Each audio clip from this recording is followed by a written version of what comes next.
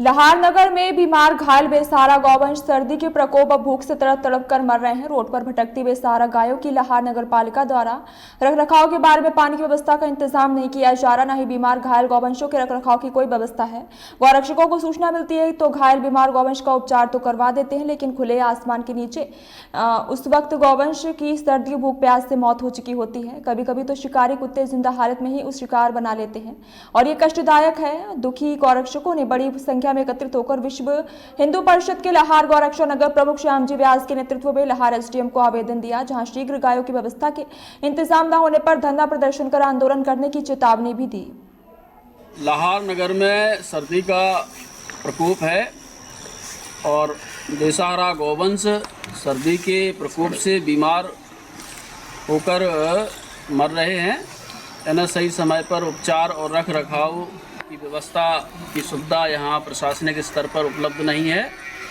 तो इस विषय पर हम चर्चा करते हैं यहाँ के वरिष्ठ समाज सेवी मनोज शास्त्री जी से कि वो इस गंभीर समस्या पर शासन प्रशासन के लोगों का ध्यान आकर्षण करने के लिए क्या कहेंगे, क्या मांग करना चाहेंगे।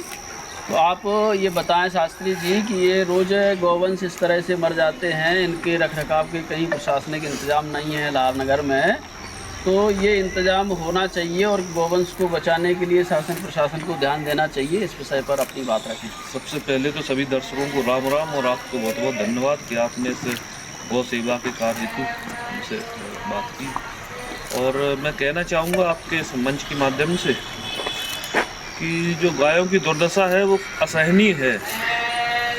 और जैसा कि आपने कहा कि मैं कहूँगा लहार के नगरीय निकाय से कि गाय की व्यवस्था लहार में ऐसी की जाए कि जो क्या कहते हैं वो बीमार गायों के उपचार के लिए कोई व्यवस्था की जाए।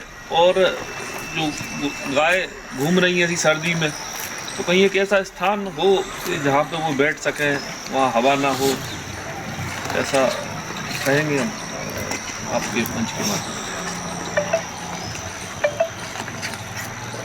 आज लहार नगर के गौ सेवकों ने बीमार